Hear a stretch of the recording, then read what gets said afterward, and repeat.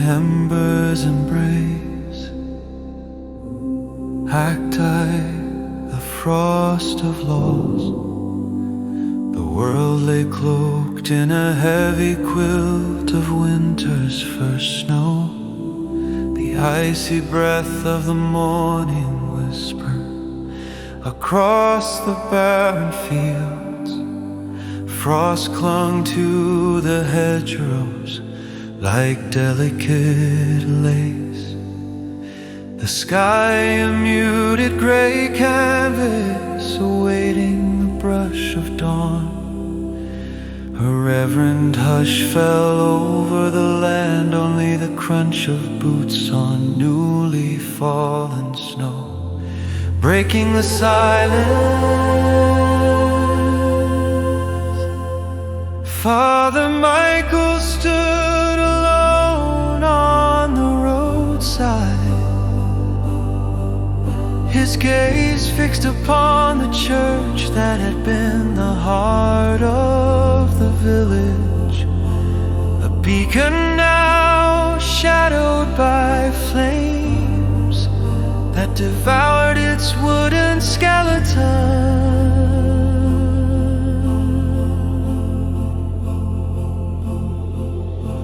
The church was named St. Gabriel's, a sanctuary nestled at the edge of the small hamlet of Elmswood. Its steeple had long been a sentinel of hope, piercing the heavens with its gilded cross. But now it was a burned offering to the slate sky, the flames licking at its edges, casting flickering light upon the snowfall that lay undisturbed. Father Michael's heart ached with the loss, feeling the cold more acutely than ever before. The fire had started in the dead of night, a cruel thief of peace and sanctity. Yet despite the devastation, he felt compelled to draw nearer, a silent prayer echoing in his mind, threading through the smoke that spiraled heavenward. As he approached, the heat from the fire was a living force, a tempest in the frozen morning. The stained glass windows, which once cast a kaleidoscope of colors within the holy space, shattered with cries that echoed across the fields. Father Michael hesitated at the church's threshold where the cold met the inferno, a line drawn in the snow that felt insurmountable. He closed his eyes, bowing his head in supplication. "Guide me, Lord," he whispered, the words forming a misty exhalation in the chill air. It was then he felt it, a flicker of warmth, not from the fire, but from within, a gentle touch upon his shoulder, a whisper that stirred his spirit.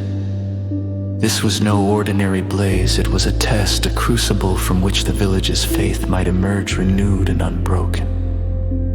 His breathing steadied, and he stepped into the embers, each footfall a prayer. The heat was intense, wrapping him in a feverish embrace, yet remarkably, he felt unharmed, shielded by unseen hands. Father Michael moved with purpose, his eyes seeking the altar, the heart of St. Gabriel's, hoping for a miracle among the ashes.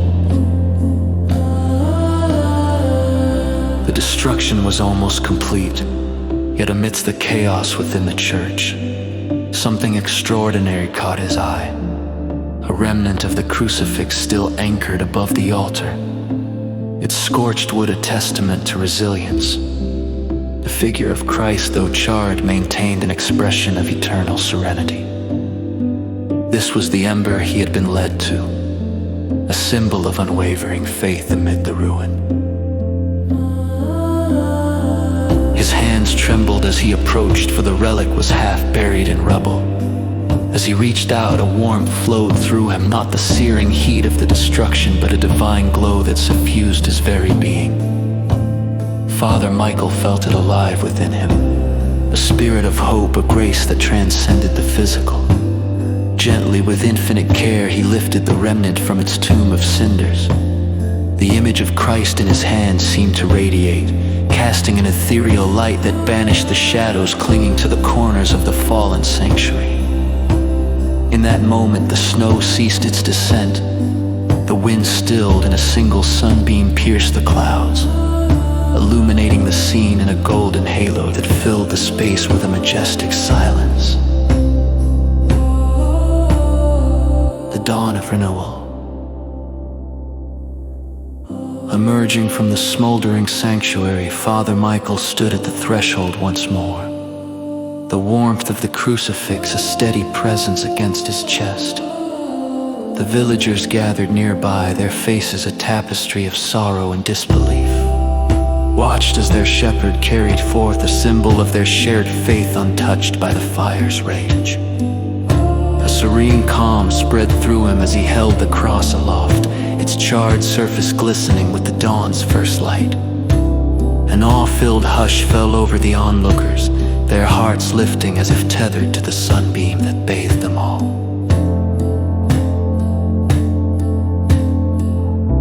In the stillness of the morning, Father Michael offered a prayer not of despair, but of gratitude and hope. The church would rise again, born anew from its ashes, just as their spirits had been kindled by the divine warmth he had found within the fire. The village would rebuild, not only the structure of brick and stone, but the communal bonds of faith that bound them all. As he spoke, the sun broke free of its twilight shroud, painting the landscape in hues of gold and amber.